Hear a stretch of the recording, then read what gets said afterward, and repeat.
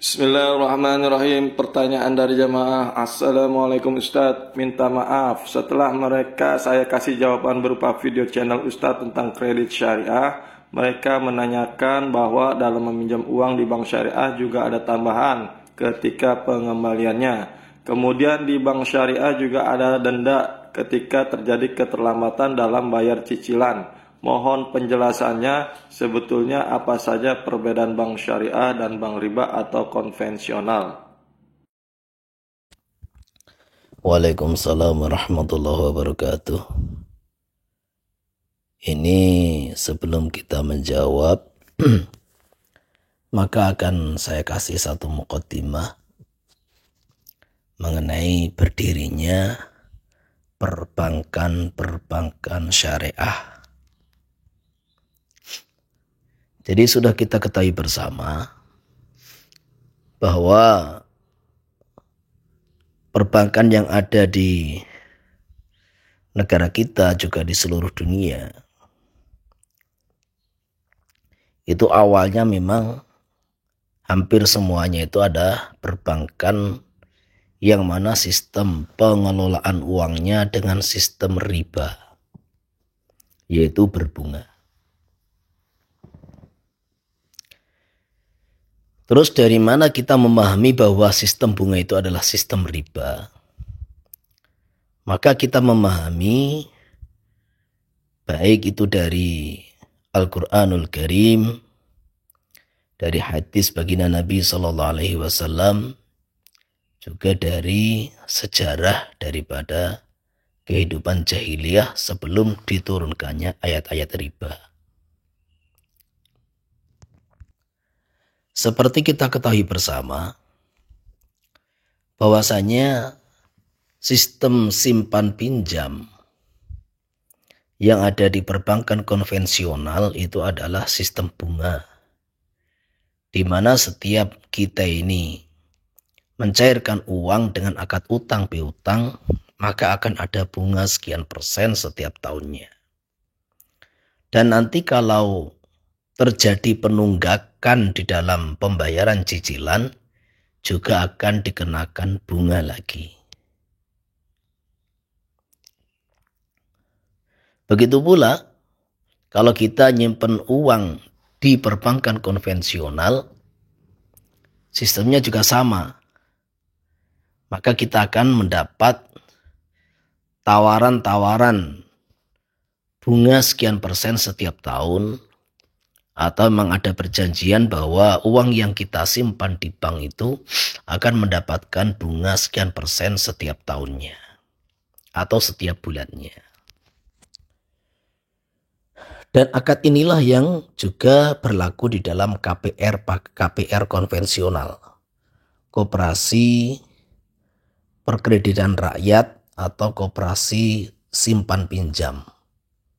Jadi itu murni yang ada di koperasi-koperasi itu, koperasi simpan pinjam atau kredit, koperasi perkreditan rakyat itu, murni akad yang ada di dalamnya itu akad riba. Lah adapun perbankan konvensional itu masih ada satu akad yang halal. Masih ada satu akad yang halal, yaitu akad transfer, di mana setiap transfer dikenakan biaya sekian. Ada yang 3.000, ada yang 6.500, ada yang 10.000. Lah akad semacam itu halal hukumnya. Lah kemudian selepas ini masyarakat mulai memahami agama, mulai mendalami agama, dan ini terjadi secara, maksudnya pemahaman ini mulai menyebar di masyarakat bahwasanya perbankan konvensional itu memakai sistem riba yang diharamkan secara terang-terangan di Al-Quranul Karim, juga hadis-hadis baginda Nabi SAW.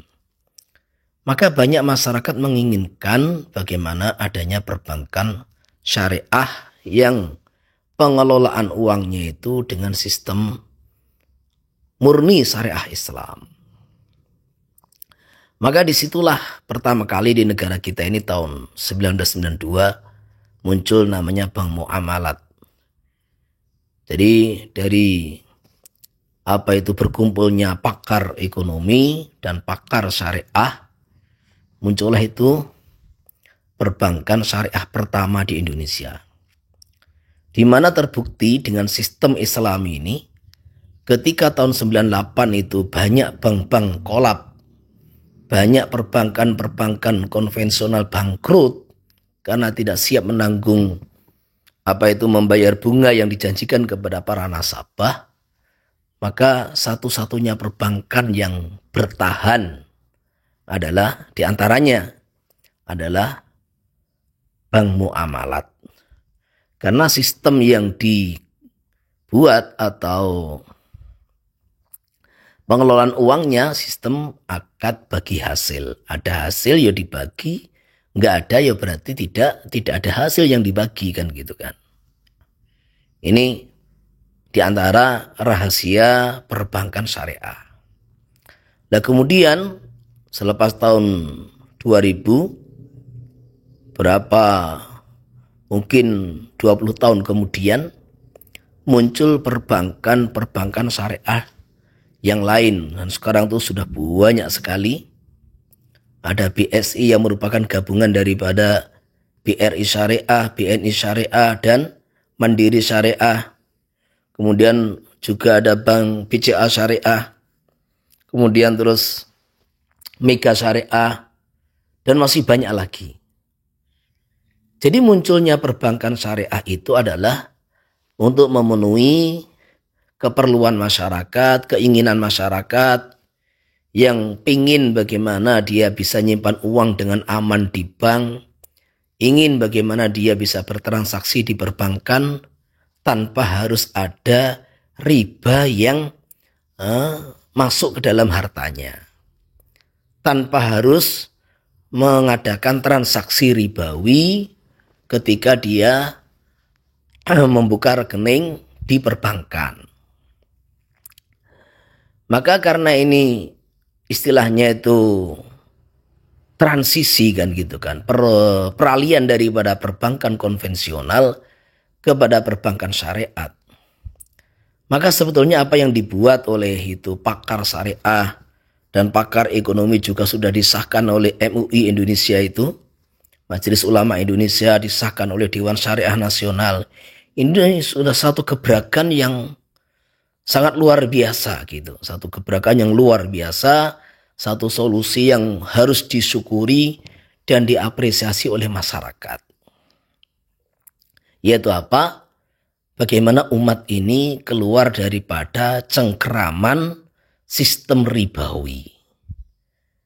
Karena orang yang muamalah riba itu, dia ini terang-terangan perang dengan Allah gitu loh. Jadi di Al-Quranul Karim dijelaskan bahwasanya orang yang muamalah riba itu perang dengan Allah. Lah kalau perang dengan Allah ini kan satu ancaman yang berat dan dia tidak akan pernah menang. Maka seorang ulama mengatakan, kenapa Indonesia ini alamnya begitu subur, makmur, malah menjadi budak di negara sendiri.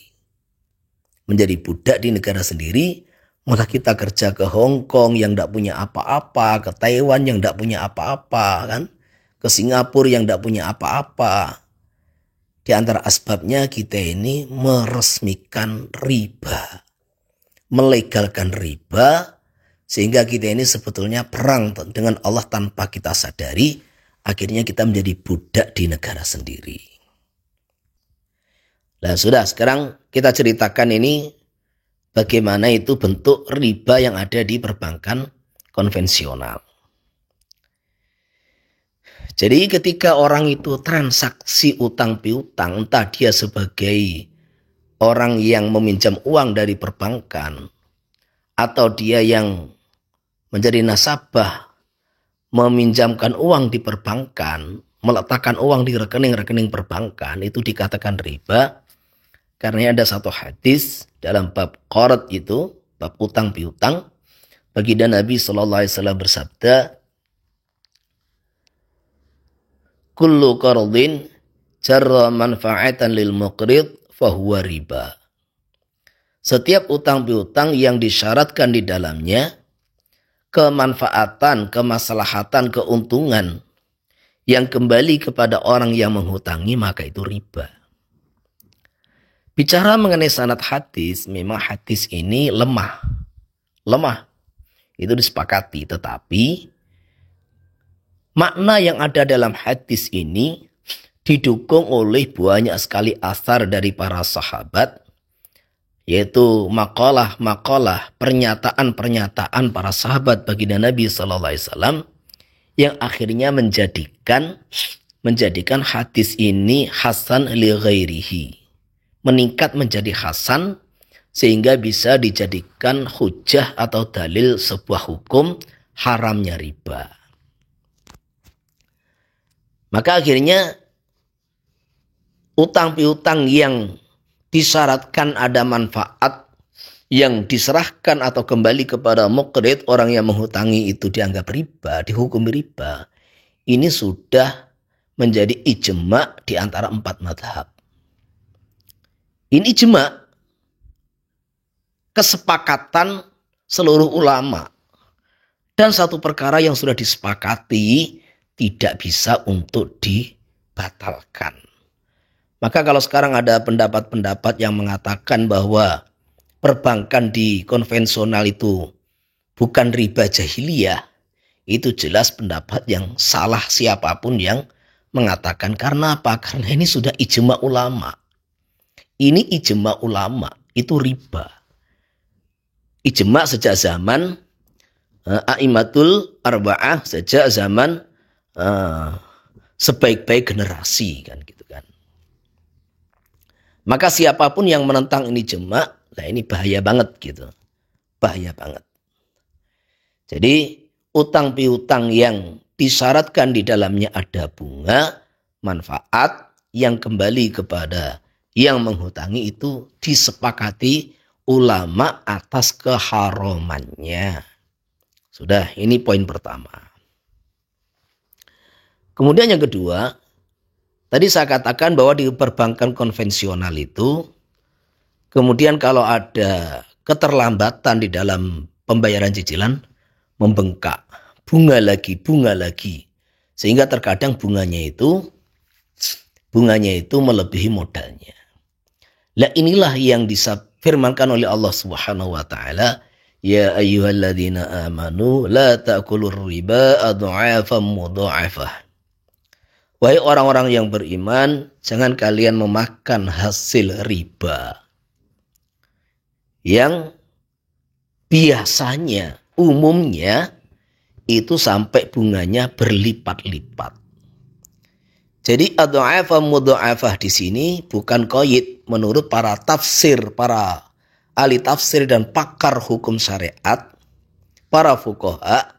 Adha'afah mudha'afah bukan qaid.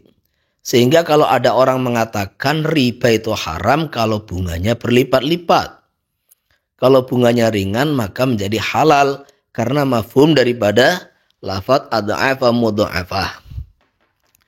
Maka ini saya tegaskan bahwa pemahaman seperti ini keliru. Karena adha'afah mudha'afah itu menjadi kesepakatan para ahli tafsir bahwasanya ini bukan qaid.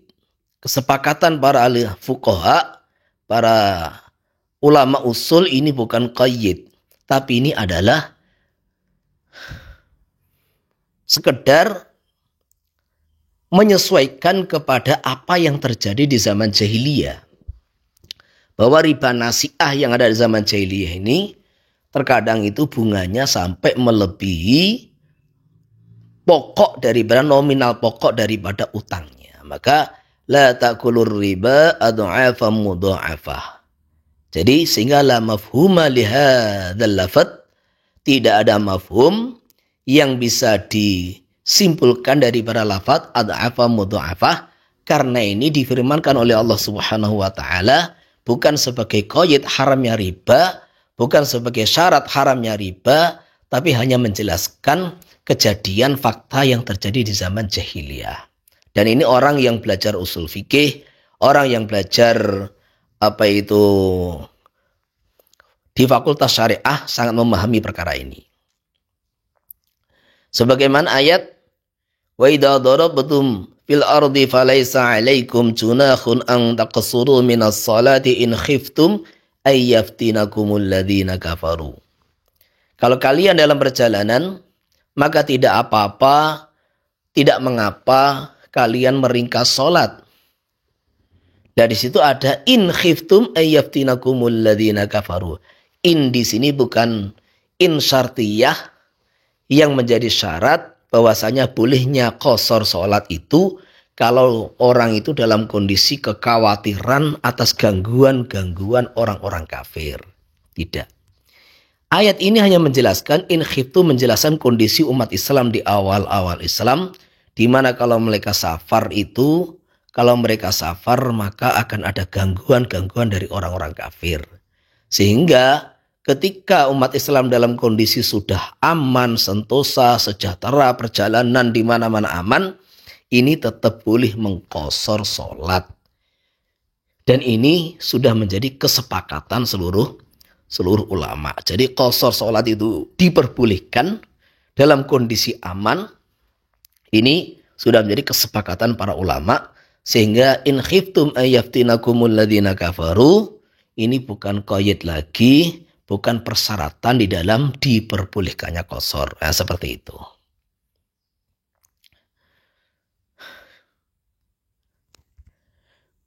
Dan riba seperti inilah yang berlaku zaman jahiliyah, riba nasi'ah. Makanya kalau ada sebagian ulama kontemporer sekarang itu ada berita dari Mesir yang menyatakan bahwa riba di perbankan itu tidak sama dengan riba yang ada di zaman jahiliyah yang diharamkan Al-Quran. Sehingga mereka terus berpendapat bahwa bank-bank konvensional itu menjadi tidak riba lagi. Itu adalah pemahaman yang fatal, salah total gitu loh. Fatal dan salah total. Saya ulangi kesimpulannya. Keharaman riba di perbankan konvensional itu, satu, berdasarkan hadis Nabi SAW, kullu qardin jara manfa'atan lil muqrid fahuwa riba. Ini walaupun lemah secara sanad, menjadi hasan li ghairihi karena didukung oleh banyak sekali asar dari para sahabat yang kemudian menjadi suatu hukum yang disepakati oleh 4 madhab, yaitu keharamannya riba qard. Lah kemudian yang kedua riba nasi'ah, denda-denda bunga riba karena keterlambatan, itu juga yang diharamkan di dalam Al-Quranul Karim. Jadi berat betul ini riba ini. Bukan hanya perang dengan Allah, nanti orang yang pelaku-pelaku riba itu, dia akan bangkit dari kuburnya seperti orang gila. Jadi tanda-tanda orang pelaku riba, pemakan hasil riba itu, nanti akan bangkit dari kuburnya sebagai orang gila. Jadi berat banget. Baginda Rasulullah SAW juga bersabda, la'anallahu akilar riba. La'ana Rasulullah SAW akilar riba wa mukilahu wa katibahu wa syahidaihi atau kama qala Nabi sallallahu alaihi wasallam. Jadi baginda Nabi sallallahu alaihi wasallam juga melaknat. Apa itu melaknat? Doa supaya dijauhkan dari rahmat. Jadi doa laknat ini doa yang sangat-sangat berat. Maka iblis yang dia ini sudah tahu, kumpul dengan malaikat ribuan tahun. Dia sudah tahu itu alam akhirat. Tahu itu di atas 7 petala langit. Sudah melihat surga sendiri.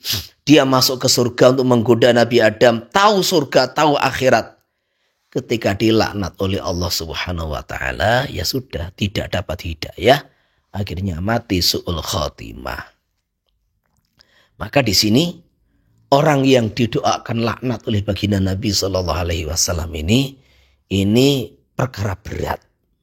Orang yang sudah tahu, kemudian sengaja dia bermuamalah riba, ini betul-betul satu hal yang akan sangat berat yang dia alami kalau dia ini tidak taubat sebelum meninggal dunia. Baginda Nabi SAW melaknat orang yang memakan riba, bunga hasil riba. dan juga melaknat orang yang memberikan dengan sengaja. Yakni yang jelas ini ditakwili para ulama kecuali kondisi darurat. Juga melaknat orang yang menulis transaksi sebagai sekretaris, juga melaknat orang yang bersaksi, itu transaksi riba. Jadi di Al-Quranul Karim, pelaku riba ini diancam perang dengan Allah. Kemudian dalam hadis sahih baginda Nabi SAW melaknat para pelaku riba. Maka disinilah kita ini kalau tahu betul ancaman riba ini, maka kita tidak berani muamalah riba itu tidak berani. Kemudian tadi saya uraikan, maka kemudian terus karena permintaan masyarakat, kerisauan para orang-orang yang ingin muamalahnya baik, muamalahnya itu bersih daripada riba, muncullah perbankan syariat. Memang kita akui, terus terang kita akui, perbankan syariat yang ada di Indonesia ini belum sempurna. Belum sempurna. Jadi namanya transisi untuk pindah daripada perbankan konvensional menjadi syariah murni ini bukan perkara yang mudah. Ini perlu support dari segala pihak, juga perlu dukungan dari segala pihak, juga perlu masukan dari pakar-pakar syariah, dan perlu duduk bersama antara pakar syariah dan pakar ekonomi, bagaimana memikirkan bank muamalat, bank BSI, juga bank-bank yang ada yang sudah ada ini untuk dikembangkan lagi menjadi lebih maju, dalam arti lebih betul-betul sesuai dengan syariat. Kalau belum sesuai 100% ya jauh lebih mendekati kepada syariah. Maka ini saya baru menjawab. Apa yang Anda pertanyakan, yang Bapak tanyakan mengenai masalah poin pertama. Di mana kalau di bank konvensional, kalau kita kredit mengembalikan lebih, kemudian di perbankan syariah juga mengembalikan lebih. Loh, keuntungan itu tidak mutlak dikatakan haram. Wa ahallallahu al-bai'a wa harramar riba. Ayat sebelumnya, kenapa orang-orang pemakan riba itu bangkit dari kuburnya kayak orang gila? Dzalika bi annahum qalu innamal bai'u mithlur riba wa ahallallahu al-bai'a wa harramar riba. Karena mereka punya pemahaman bahwa keuntungan yang didapat dari jual beli itu ya sama dengan riba. Saya beli barang sekian, tak jual sekian, dengan selisih umpamanya itu 500.000 untung. Kamu utang dari saya sekian, tak suruh balikkan sekian, selisih 500.000, ya saya ambil untung lah. Sama lah. Ini pemahaman para pelaku riba. Maka Allah Subhanahu wa ta'ala dengan tegas membantah, gak sama. Allah yang memiliki alam semesta, Allah yang berkuasa di alam semesta, Allah yang berkuasa memutuskan segalanya, telah memberikan aturan bahwa keuntungan margin yang didapat daripada jual beli itu halal, dan keuntungan yang didapat dengan cara riba itu haram. Kemudian Allah ancam seperti tadi, kalau kamu nggak bisa berhenti, maka ketahuilah kamu telah perang dengan Allah dan Rasulnya. Fa'dhanu biharbim minallahi wa rasulih. Ketahuilah, kalau kalian tidak bisa berhenti daripada riba, maka kalian ini perang dengan Allah dan Rasulnya. Maka disinilah di antara yang dibuat oleh para tokoh-tokoh ulama dan para pakar-pakar ekonomi syariah, dibuatlah perbankan. Lah di antara akad yang dibuat di situ adalah satu, jual beli murabahah. Memang ada 3 akad yang itu diberikan oleh para ulama sebagai solusi menghindari riba. Ada 3 akad. Yang pertama, jual beli murabahah. Jual beli murabahah itu contohnya kayak jual beli rumah, mobil, motor begini. Saya belikan ini motor di dealer harga sekian, motor 25 juta. Ini di dealer. Kemudian saya jual kepada kamu dengan kredit, saya minta keuntungan 5 juta. Jadi dicicil selama 2 tahun, saya minta margin 5 juta. Saya beli 25 juta, saya jual kepada kamu dengan DP 6 juta, saya minta keuntungan 5 juta. Jadi seperti itu. Ini jual beli murabahah, sehingga antara penjual pembeli tahu berapa harga modal cashnya itu, kemudian saya jual kepada nasabah harga sekian, saya minta keuntungan sekian, dicicil selama sekian bulan. Ini murabahah. Kemudian yang kedua itu ada namanya al-ijarah al-muntahiyah bitamlik. Cuma ini solusi ini menurut saya kurang tepat lah, karena konsekuensi akad kurang dijalankan dalam akad ini. Jadi orang beli motor itu, beli rumah itu bukan membeli akadnya, menyewa. Menyewa. Jadi bapak menyewa rumah saya dengan mencicil sekian, disewa tiap bulan, disewa tiap bulan. Nanti kalau sudah tempo bulan yang disepakati, mamanya 60 bulan, maka selepas 60 bulan rumah tak kasihkan ke bapak. Tak kasihkan ke bapak. Lah, akad semacam ini secara agama sah, tapi beresiko kepada pembeli. Apa resikonya? Jadi selama ini dia menyewa dan menyewa tidak punya hak milik gitu loh. Lah masalah janji nanti kalau sudah sewa habis tak tamblikan, tak kasihkan, itu kan janji. Nah janji itu apakah benar ditepati? Belum pasti. Maka ini ada dua kejanggalan. Jadi yang pertama, ini beresiko bagi pembeli karena dia dengan cicilan dia itu cicilan sebagai sewa dan dia tidak punya hak milik. Nanti kalau lunas dikasih loko-loko gratis oleh pemilik rumah, dan ini satu akad yang tidak mengikat begitu. Yang kedua, itu kalau akad semacam itu, mobil, rumah atau apa, kalau ada kerusakan perawatan dibebankan kepada orang yang nyewa. Nah ini kan juga keliru, mestinya kan rumah, mobil, motor, kalau akadnya sewa, perawatan itu dibebankan kepada orang yang menyewakan, dia sebagai pemilik. Ini kejanggalan kedua. Maka kalau kita ini kredit di perbankan syariah, nggak usah pakai akad ini.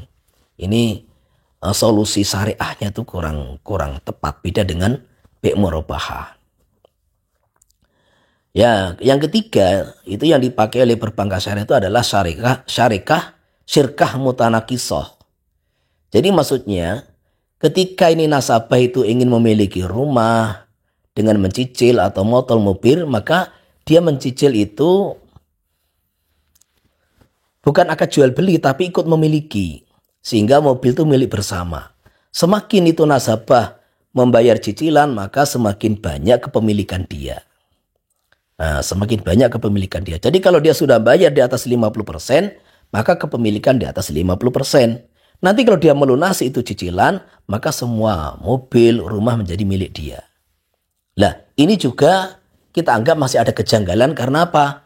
Karena ketika motor, mobil itu milik dua orang, ini mestinya biaya perawatan atau apa, biaya pajak, biaya apa ditanggung berdua. Dan faktanya hanya dibebankan kepada nasabah kan gitu. Jadi ini juga konsekuensi akad ini tidak dijalankan, sehingga alias solusi ini kurang sempurna. Tapi ini nomor lebih aman di atas ijarah muntahiyah bil bitamlik tadi. Lah yang paling aman adalah bi' murabahah. Karena dengan bi' murabahah, status nasabah yang ingin memiliki motor tadi, mobil, ini status sebagai pemilik dia. Dia sebagai pemilik, sehingga sangat wajar apabila pajak, perawatan motor, biaya kerusakan semua ditanggung oleh pemilik, ahkamul milkiyah.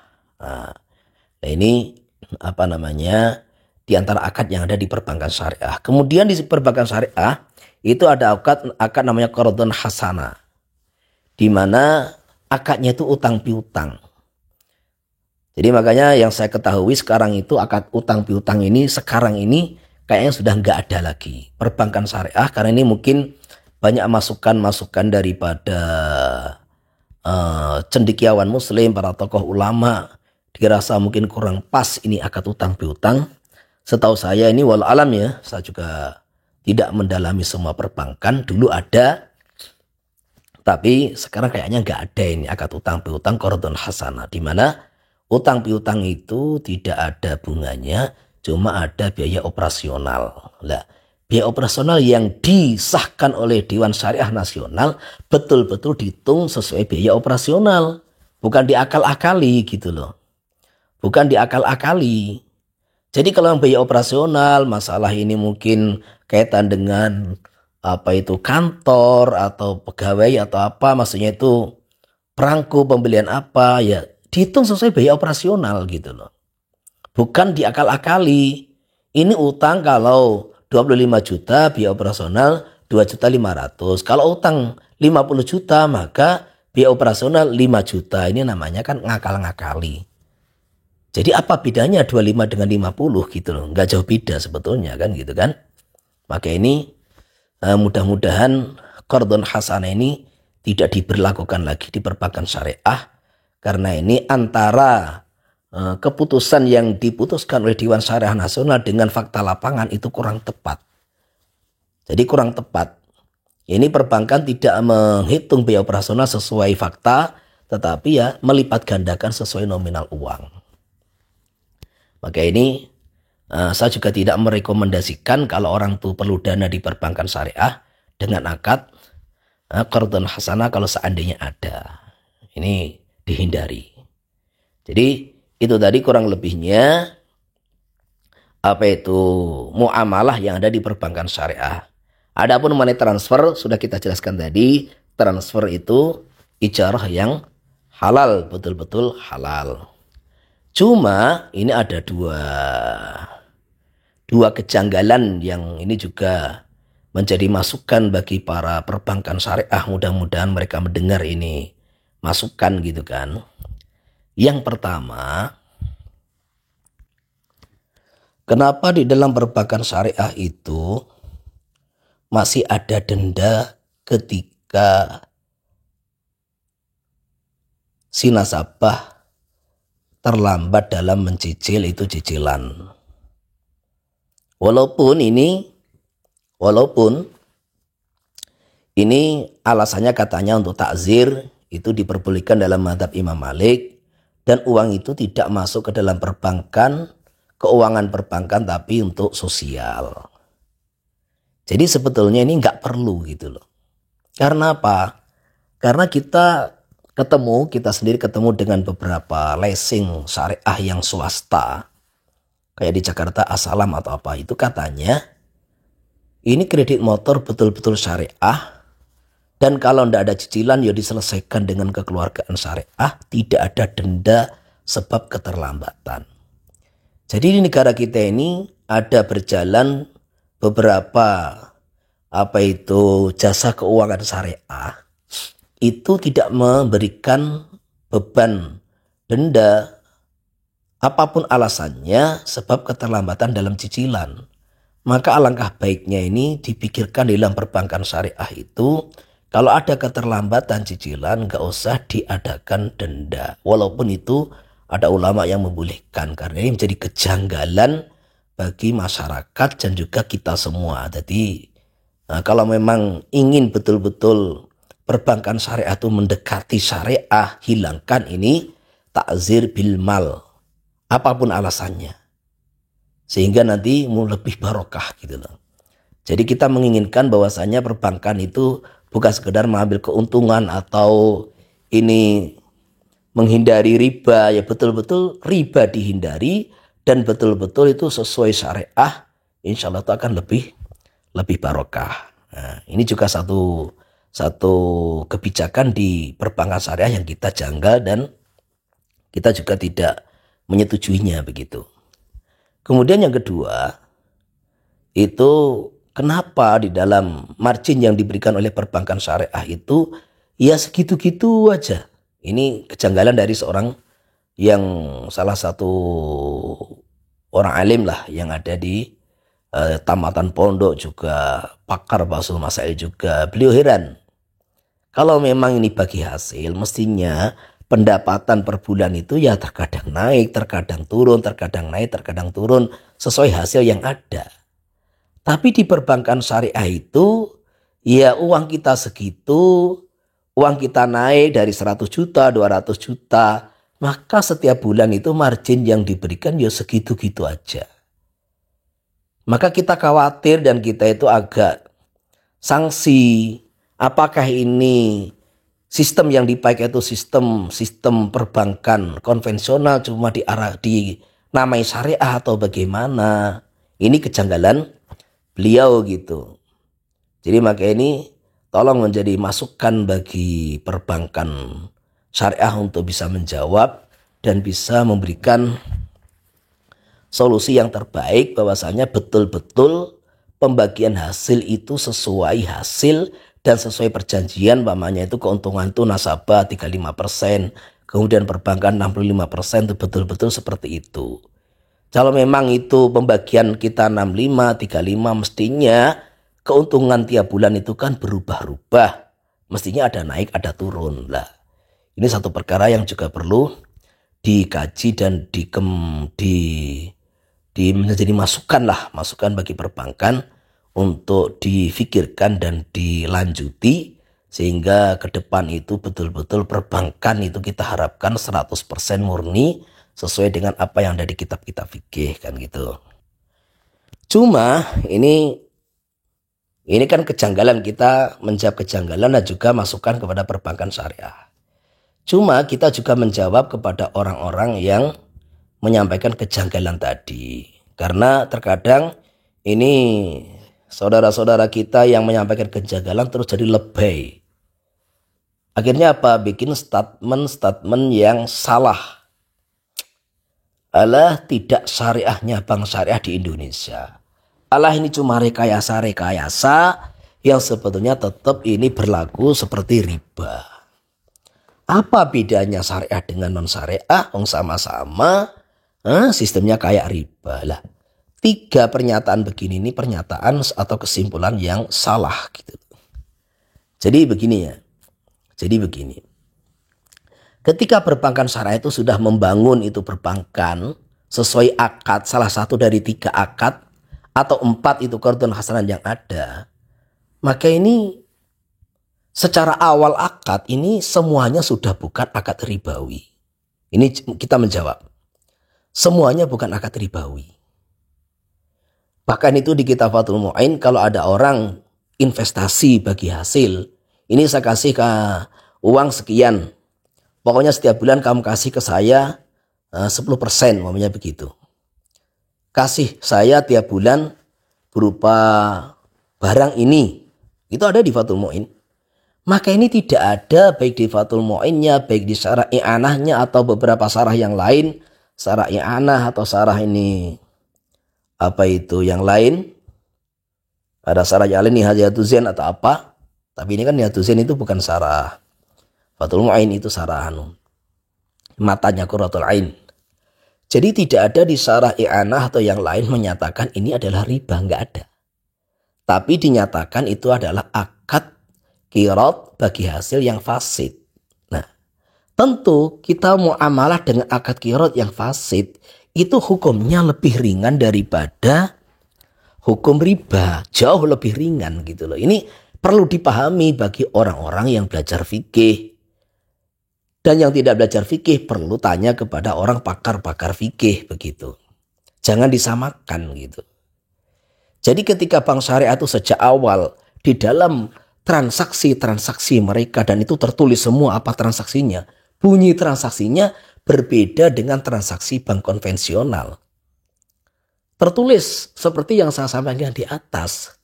Maka ketika ada praktek-praktek yang kurang pas, ini tidak bisa, oh ini riba. Istilahnya itu terkadang minyak babi berlabel minyak unta atau apa, enggak bisa, tetap beda. Jadi kalau ada kesalahan seperti tadi, Kenapa ini masih berlaku takzir? Nah, ini satu masukan, tapi tidak bisa merusak akad di awal, yaitu akad murabahah atau syarikah mutanakisah atau al-ijarah al-muntahiyah bitamlik, tidak bisa. Jadi akad tetap berlaku. Cuma ini selepas itu ada poin mensyaratkan takzir, itu poin lain. Yang kedua, masalah pembagian margin keuntungan tidak ada naik turun, ya gitu-gitu aja lah. Ini seperti tadi. Jadi maunya deposit di dalam perbankan syariah. Ini pokoknya 100 juta ini kira-kira per bulan ini kita bisa memberikan margin 500.000 atau 1 juta mamanya begitu. Setiap 100 juta kita bisa memberikan margin 1 juta. Kurang lebihnya naik turun seperti. Tapi prakteknya selama 10 bulan kita ini deposit, ya seperti itulah. Ini seumpama dikatakan itu nggak sah, ya, maka juga tidak ada di kitab dikatakan itu riba, bukan. Ya ini ya solusi yang kurang pas, sehingga minimal itu maksimal polnya ini satu akad yang fasid. Lah kita harus tengah-tengah dalam menilai. Saya juga ini menilai sesuai apa yang ada di kitab-kitab begitu. Tidak boleh, tidak ada itu ulama mengatakan riba. Tidak ada. Memang ada satu fatwa dari Ismail Zain Al-Maki itu mengarah ke riba. Nah ini pemahaman semacam ini pemahaman tersirat, bukan pemahaman secara teks. Kalau dari teks nggak ada di situ akar riba, nggak ada.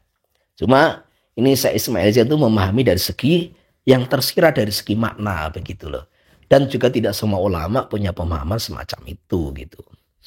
Makanya akhirnya ada sebagian orang juga akhirnya terus fatal 1000%. Yaitu apa? Ketika dia menganggap bahwa perbankan syariah di Indonesia ini tidak sesuai syariah, kurang pas, terus menyamakan dengan bank konvensional, akhirnya rekening-rekening dia semuanya konvensional, tidak mau pakai rekening syariah. Dia pakai rekening konvensional, hari-hari malah berbuat riba.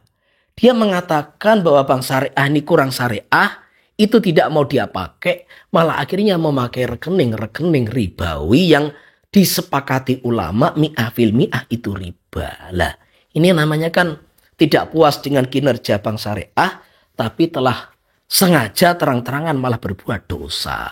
Ini satu kesimpulan yang fatal dan salah 1000% begini ini. Maka dari itu ibarat begini ya. Di dalam pernikahan itu ada namanya zina, ada namanya nikah. Zina 100% itu dosa besar. Lah nikah 100% halal. Lah ada satu kejadian di mana orang tuh nikah, sudah berusaha nikah, tetapi ternyata nikahnya nggak sah. Ternyata walinya salah, ternyata masih dalam masa iddah tanpa dia ketahui. Ternyata ada hubungan mahram rodho atau apa. Ternyata itu saksinya kurang pas. Nah, ini kan selama dia tidak tahu, ini kan yo maksimal pol-polnya adalah wati subuhat, bukan zina. Wati subuhat gitu loh, bukan zina. Lah wati subuhat itu memang tidak dosa, tapi kan mungkin dibedakan antara orang yang teledor sama orang yang tidak teledor kan gitu kan. Itu mungkin bertingkat-tingkat indallah. Lah di sini juga begitu. Ada orang sudah berusaha bagaimana bermuamalah secara syariah dengan mendirikan perbankan syariah. Ini harus kita support, harus kita dukung. Kalau ada kekurangan, mari kita perbaiki bersama-sama. Mari kita berikan solusi bersama-sama yang lebih mendekati syariah. Kita dukung. Jangan malah kita hancurkan, malah kita bikin statement-statement yang menghancurkan dan melemahkan perbankan syariah. Lah, kembali kepada zaman jahiliyah dengan transaksi pakai perbankan konvensional. Ini jelas satu kesimpulan yang tidak bisa dibenarkan. Jadi kalau orang riba seperti tadi dosanya, orang pakai muamalah syariah murni, betul-betul syariah, yo pahalanya besar. Lah kalau orang sudah berusaha dengan sistem syariah ada salahnya, tentu di situ tidak seperti dosanya orang sengaja berbuat riba, perang dengan Allah, dilaknat baginda Rasulullah Sallallahu Alaihi Wasallam. Jadi Maka ini sebagai jawaban, mari kita dukung bersama dengan berpindah daripada perbankan rekening-rekening konvensional. Mari kita bersama-sama dukung perbankan syariah dengan berpindah daripada perbankan-perbankan konvensional dengan menanamkan uang kita, menyimpan uang kita, membuat rekening-rekening syariah yang sudah ada di negara kita, karena rekening syariah ini sekarang sudah ada di mana-mana. Rekening bank syariah sudah ada di mana-mana, dan juga setiap perbankan konvensional itu kebanyakan di negara kita juga sudah membuka rekening-rekening syariah, program-program syariah, walaupun kantornya masih sama, tetapi itu jelas muamalah yang berbeda. Jadi jangan disamakan. Wallahu a'lam. Semoga Allah memberikan hidayah kepada kita semua dan mengampuni dosa-dosa kita semua. Wassalamualaikum warahmatullahi wabarakatuh.